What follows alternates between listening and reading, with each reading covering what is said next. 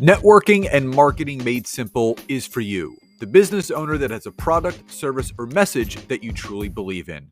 My name is Scott Aaron, and each week we'll take a behind the scenes look at real world networking and marketing tactics while leveraging LinkedIn to get what you have in front of many more people. Thanks for spending time with me, and let's get started. Hey, everybody, and welcome back to another episode of Networking and Marketing Made Simple. Super excited for today's episode for a number of reasons. Number one, obviously, this is a Thursday episode, so I know that you guys are always enthralled and excited about the interview episodes that we conduct on the podcast, introducing you and exposing you to all new entrepreneurs and business owners. And today is no different. Again, I have Josh Polgardi with me today. And just to give you a little bit of a backstory on Josh, and obviously he's going to share that in our discussion, but he's a seasoned marketing content and operations consultant with a wealth of experience. More recently, his roles, he served as the digital marketing content and product marketing manager for BlueCross, BlueShield, and Acuity brands. There, he formulated strategies to engage customers and promote products effectively online. In February of 2022, he departed from the corporate sphere to join a startup digital marketing company, assuming the role of VP of Operations and Accounts. Within that position, he successfully led and mentored a team of 7 copywriters, designers, and developers to help their customers succeed online. Drawing on his extensive expertise, Josh embarked on his entrepreneurial journey, founding his own business, Tripoli.io, in August of 2023. This venture has proven both challenging and rewarding as he utilizes his skills and expertise to create something that solves a unique problem. Tripoli.io is dedicated to addressing contemporary challenges in digital networking. So with that all behind us, Josh, welcome to today's episode. Thanks, Scott. Super excited to be here. I'm a fan and follower, so this is pretty surreal. Awesome. Well, grateful to have you on here. And, again, being inventive, being adventurous, getting out of your comfort zone, obviously, took a lot to kind of step into. But before we talk about everything that you're doing now with Tripoli and everything else, if you could rewind the tape and press stop at a certain point in your business journey that you feel was that catalytic moment for you that really catapulted you not only into everything that you were doing outside of the corporate world, but everything that you're doing now. What was that moment for you? Yeah, sure. That's a great question. I would say I grew up fairly risk averse. What's steady, what's predictable, what helps you sleep better at night is better. At least that was what my mind told me. And then at a certain point in my late 20s, about 11 years ago, I decided, hey, the path I'm on isn't serving me. It's not going to look good for me 15, 20 years from now if I stay on this path. And I said, all right, I'm unmoored. I've got no responsibilities, no family. And I said, I'm starting over. I'm taking a risk. I'm going to go completely outside my field. And I just took like 6 months to travel and get my head screwed on straight and just figure out what the next step was. So I was a window cleaner all throughout my 20s. I loved it. It was the best job I ever had, right? But I was an overeducated window cleaner. I wasn't maximizing out my capabilities. So at a certain point, you sort of confront the world on the world's terms, and you realize I need to do something that's a little bit has a little bit more upside for me personally. So as an overeducated window cleaner, I decided I would take all my writing background that I got from my history degree and apply it towards writing for marketing. And I just started with no knowledge, no understanding of how to get involved in that world, and no notion of who to talk to even try to get a client, right? So I started from there, and that was really the moment where I thought, oh, I need to be owning some of these pursuits. That's really what's going to benefit me in the long run. We all have it's I love asking that question because if people saw you what you're doing now, they would have never thought that you did window cleaning back in the day because everyone sees the glory but they don't know the story. So for people that don't know me, I was in the health and wellness industry for 16 years, from 1998 actually 18 years to 2016. I owned 3 different health clubs. I competed in bodybuilding, powerlifting. I did personal training and sports nutrition, but everybody sees what, myself and my wife are doing now. And it's so important to share the journey of where we've been to where we are right now to give context, but also to create a visual connection between someone's story to, again, help people understand yourself better. So looking back on a two-part question, number one, what did you love most about window cleaning? And number two, if you could look back at that journey and uh, really put your thumb on a skill set that you learned in that experience that you were then able to take with you into the corporate world, after the corporate world with everything that you're doing now, what would that skill set be on top of what you loved most? Yeah, sure. So to answer the first question, surprisingly, as an introvert, I really enjoyed the people. I think a lot of times people expect manual laborers to show up sort of disheveled, uh, maybe not as polite or as educated as I was. And I would show up and I would talk to people, give them quotes, show up and do the job. I'd be hanging off a 40-foot ladder off the side of their house as the well-spoken guy who was polite, friendly, and accommodating. And I think that surprised a lot of people, which I'm realizing and now that I just said that I'm calling myself clean cut, well spoken, and polite. But that was something that I definitely aspired to do during that time of my life, which was to be a solution to a problem for them, which was as simple as window cleaning. And that just that satisfied look that they would get when you perfected their windows, and the sense of satisfaction immediately that you get upon completing a job was just so gratifying. And it's hard to sort of replicate that in in the digital world. It's a little bit less tactile. So, Um, yeah. oh, So go ahead. what did you really, skill set wise, outside of, again, really loving people and all that, do you feel that really played to your benefit in everything else that you've done since? Yeah, absolutely. As the manager of the company, you got to see the full business life cycle in the microcosm of this niche, right? Like, how do you get clients? How do you make them happy? How do you get better at what you do? And then how do you do the customer service afterwards, making sure they're happy, retaining them, um, leveraging a satisfied customer for more growth.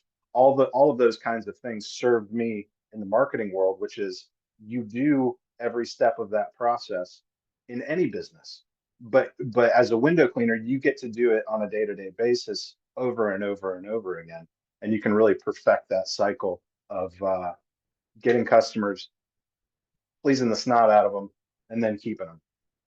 So obviously working most recently before obviously everything you're doing now with your own company, Yeah. what was it like stepping into that role working for a large conglomerate like BlueCross Blue Shield, managing a team, being uh the leader of other people and helping them course correct or redirect certain things. What was that experience like for you?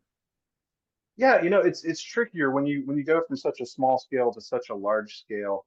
The business stays the same, but the environment that you're in, I'm sure a lot of your listeners are entrepreneurs now, post corporate. They sort of see the differences between a large corporation that's highly regulated and policy driven, and what happens when you start your own thing and it's small and there are no policies and there is no roadmap and you're taking a risk. Um, so back at Blue Cross, it's a lot harder simply because of the size, simply because of the regulation. What you can and can't do um, really makes it difficult to lead people in the right direction, and it takes a lot longer. So, for instance, in my department, I was in charge of optimizing and scaling our RFP response system, and most people don't realize that there's probably 10 different softwares now that address that particular problem. But to implement that uh, both with our systems and our team requires a lot of training, a lot of diligence, a lot of attention to detail. I mean, you're talking thousands of pages of content that we would have to manage, optimize, update with subject matter experts. It is everything just slows down. Um, but you contrast that to the entrepreneurial world where it's a little bit fly by the seat of your pants, especially if you're working with a new idea, possibly an untested idea. And it's a little exposing, Scott. I'm not gonna lie.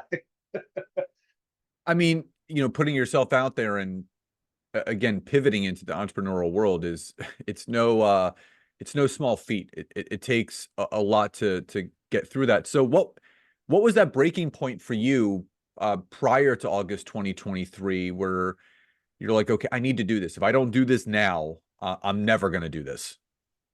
Yeah, sure. A lot of credit goes to my wife. Um, I think we can all say that.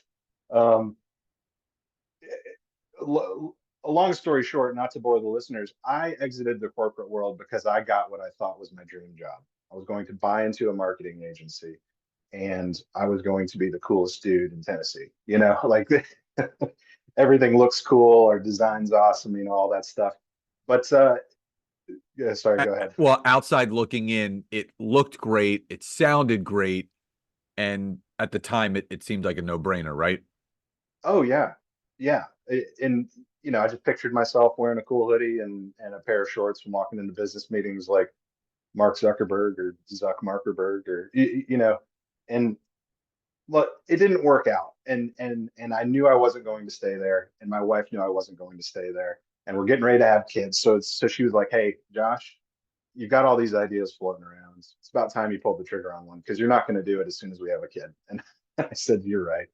It's time to cut the cord, take the risk I'm afraid of," which is a good barometer, by the way. If you're freaked out by something, maybe lean into it a little bit, and that's what brings us to today.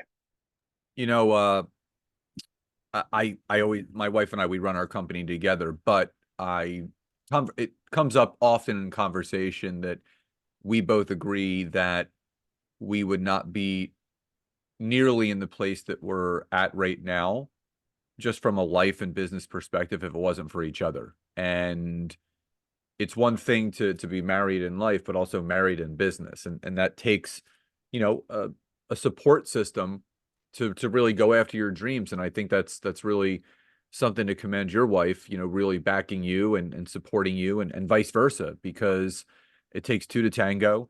Obviously, that you were meant for more. She realized that you were meant for more, and that's what you're doing now. So, at what point did you realize that when you bought into the marketing company, when did you realize you're like, this is not what I thought it was going to be, and I need to figure out a way where I can exit out? Because there's a lot of people that listen to this podcast that, again, to your point, they're presented opportunities all the time, whether it's to partner, to buy in, to invest. And sometimes those things don't work out the way that they're supposed to. So what can someone do outside looking in once they're inside of it, so they don't get caught up in the emotional webs of what's going on?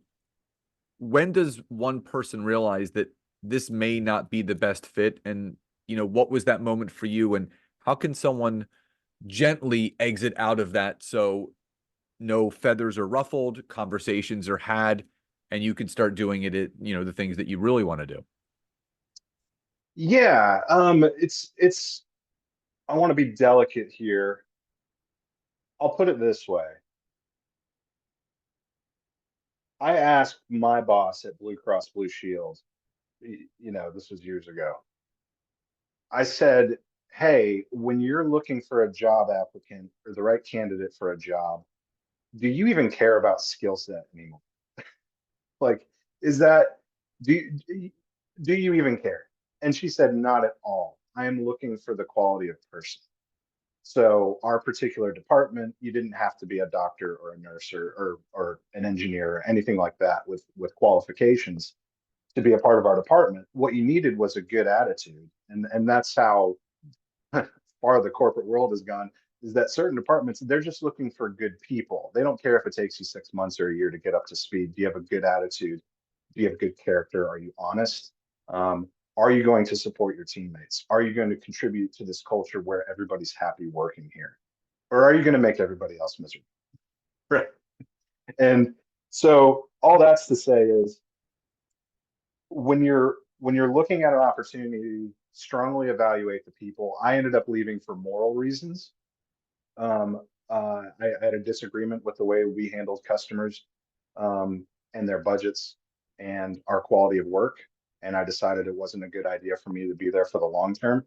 And I built a reputation of honesty and clear feedback that when I gave, hey, this is why I'm leaving and this is why, it was understood, you know. And sometimes you do need to rustle some feathers politely and kindly. Um, that there is no clean break in this world. It's really difficult to be best friends with somebody that you've essentially broken up with in a business sense. But what you can do is leave with dignity and respect and character, and sometimes that's the choice you have to make. So pivoting to Tripoli.io, which is obviously what you're focusing on now, share with the audience how that venture all materialized and how it came about, and when did you realize you really had something that needed to be brought to the marketplace and obviously expose it to everyone else that could really benefit from this tool and what you created. Yeah, of course. Well, it sort of has two phases, Scott. It's for for for years as a self-employed guy, I think everybody sort of, when they get into the entrepreneurial world, they go, I want this lifestyle. You know, you've got digital nomads that are working from a yacht somewhere outside of New Zealand, and the rest of us are going, how do you do that? Like, was I born into the wrong family? Like, how does this work? Um, so I do my taxes every year, and I'd go, doggone it, I should have taken like 3 business trips this year. And then I thought, well, doggone it, what would those trips have been? You know, I don't want to pay 10 grand to go to Vegas for a marketing conference or something like that. Um, and I thought, why can't we just travel and meet other entrepreneurs, network, get to know each other, develop these relationships that are so critical to business, as you spend a lot of time on as well. It's all about the relationships. It's all about the people. Um, that was sort of phase one. But then after receiving feedback, I realized, yeah, travel's great. The entrepreneurial lifestyle is great. It's fantastic. It's hard, but it's fantastic. Um, what people are really craving is personal connections. A lot of people don't have the strength of their network that they want. They don't have the depth that they're looking for. They don't have people that they can call at the drop of a hat and say, hey, Amy, I'm really wrestling with this accounting issue. No idea what to do about this. They have neither the breadth nor the depth of relationships that they're looking for so that they can succeed in business and they can help other people succeed in business. Um, which leads us to today is we are inches, millimeters away from launching this app that helps people sort of bypass all the digital noise and get to the point where they can, if they don't have the strength of network they're looking for, they can pop open this app and they can go, hey, there's Scott. He's in Philadelphia. He's open to meet.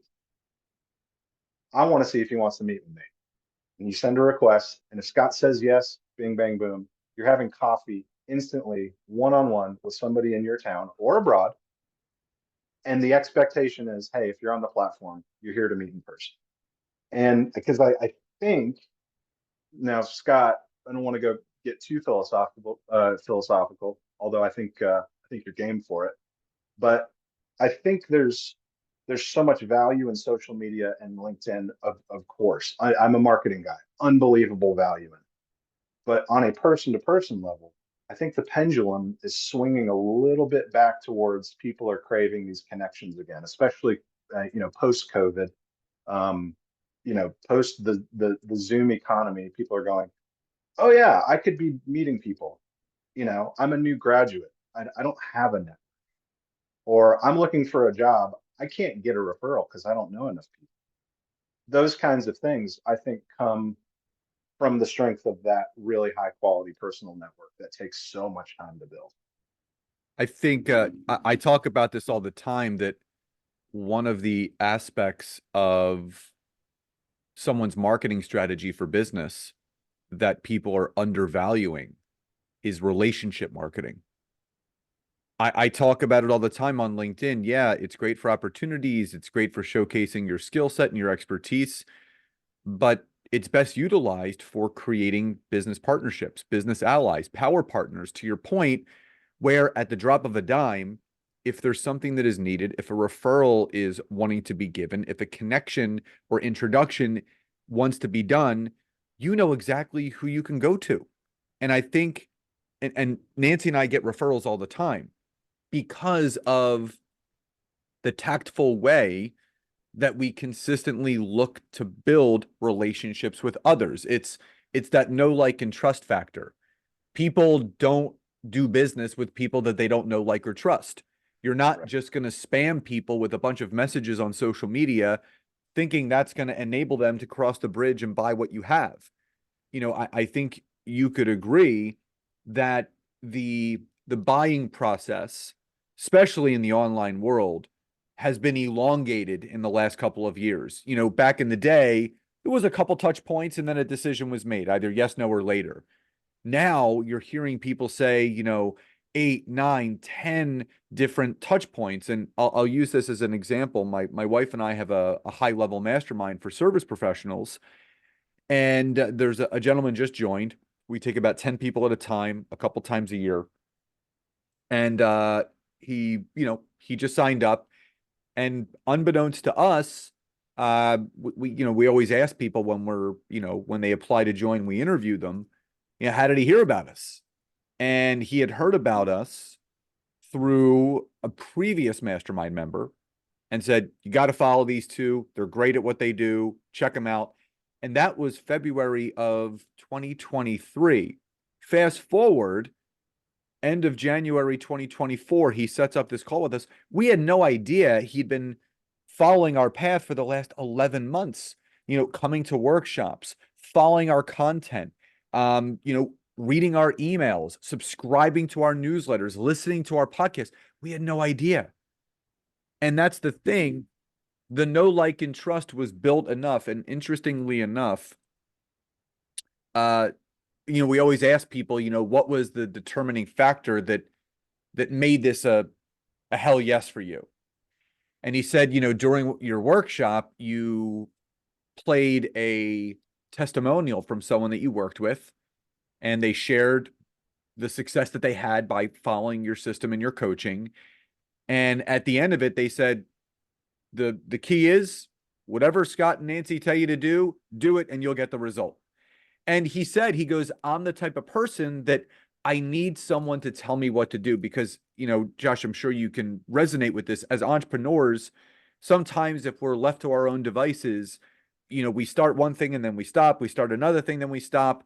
So we really need that focus. And again, this all comes back around to the relationships that we need to build online. So with obviously the launch of Tripoli.io, for people that are interested in learning about it, obviously I'm on the wait list for when it officially drops. So, obviously people will be guiding them to that. But what can someone expect when this thing is out there and it's ready for people to start utilizing? What's the experience that people are going to get with this? And what problems is it going to help solve for their business and their networking skills? Yeah, sure. It's all about the map, Scott. You just imagine yourself. You pop open your phone. Let's say your goal this year is, hey, and maybe instead of attending one networking event a month, what you really want to do is really have you want to develop personal relationships in a different dynamic, which isn't sort of casting a broad net and hoping that you can meet some cool people in your town or abroad, and hope that instead of getting cornered by the drunk guy at the networking meeting, you get an introduction to somebody who's really interesting and you start developing that personal relationship. Instead of doing that, what you can do is pop open this app and go, oh, I see headshots of 300 different people in my town, and I can filter by their interests and my interests, and I can send them a meeting request and say, hey, I like to meet at this Starbucks on Fifth Avenue. I'm usually there Tuesdays from 5 to 6. Um, would you care to meet me there? Let's talk about business. I just want to pick your brain on some stuff. Whatever. It's so user driven. It could really be anything. Like we could talk about guitars or soccer. Like it's all over the place. Um, Imagine how your life would be different if in 6 months you'd done essentially 20 years worth of network. You know that we all had to do the hard work. Like that is how it works. You send Scott a request. Hey, I'd like to meet you at Starbucks on Fifth Avenue. I know that's where you like to meet people. Let's do that. Let's talk business. Let's get serious about building these business relationships. You see it and you say, yeah, Josh looks like an interesting guy. Um, let's let's get together. Let's talk business, and then let's see what happens. Maybe a fruitful professional relationship, sprouts from the earth, out of nowhere, out of nothing, out of an app. It's really a beautiful thing. I love it. So, two final questions before we end today's interview. Number one, for those interested in finding out about Triply.io, number one, where can they go to find out more about you and this incredible advancement in networking skills? And number two, what's the best way for people to reach out if they would like to get involved in what you're putting out there? Yeah, for sure. Find us at Triply.io on the internet. And then, of course, we are on LinkedIn. You can find me personally, Josh Polgardi. I'm there hanging out every day. Or LinkedIn/Triply.io is where you can find our LinkedIn page. And we'd love to have you on the wait list. One of the challenges we're facing is that we want enough people on the platform such that when it launches, there are other people on the platform to find, which is a weird um, knife edge to sort of balance. So we're working hard on getting people on that wait list. So as soon as it goes live, there are people there you can meet with instantly. Well, anyone listening to this and you're wanting to network better and you want to create more online relationships that can prove fruitful for your business, the link to get on the wait list for Triply.io will be in the description of this episode.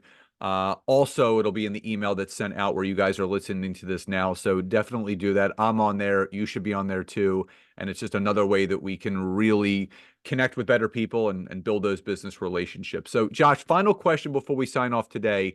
What does success truly mean to you?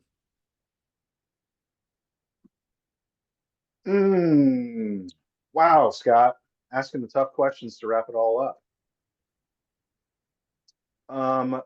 You are successful if you can go to sleep with a clear mind. Mhm.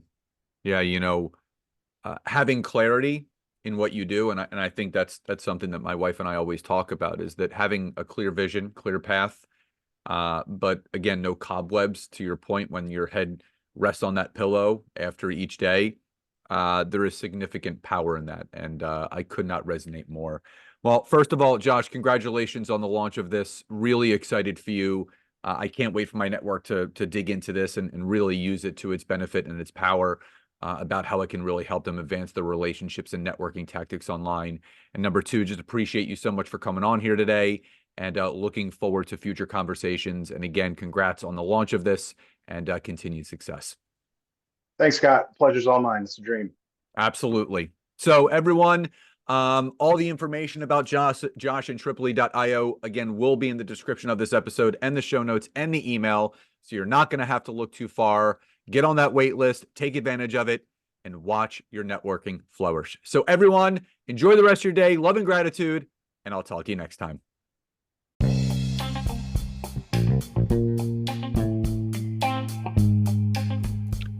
Thank you so much for checking out today's episode. If you could, please support this podcast by hopping over to Apple Podcasts, Google Podcasts, Spotify, or any place that you're listening to this, leave us a rating and review. Let us know what you loved most and what you would like to hear more of. But also, if you would like to learn how to take your business to the next level, whether it's using LinkedIn or working directly with myself and Nancy in our intimate group coaching programs, you can head over to www.thetimetogrow.com or scottaaron.net to learn more. Thank you again for your support, love and gratitude, and I'll talk to you soon.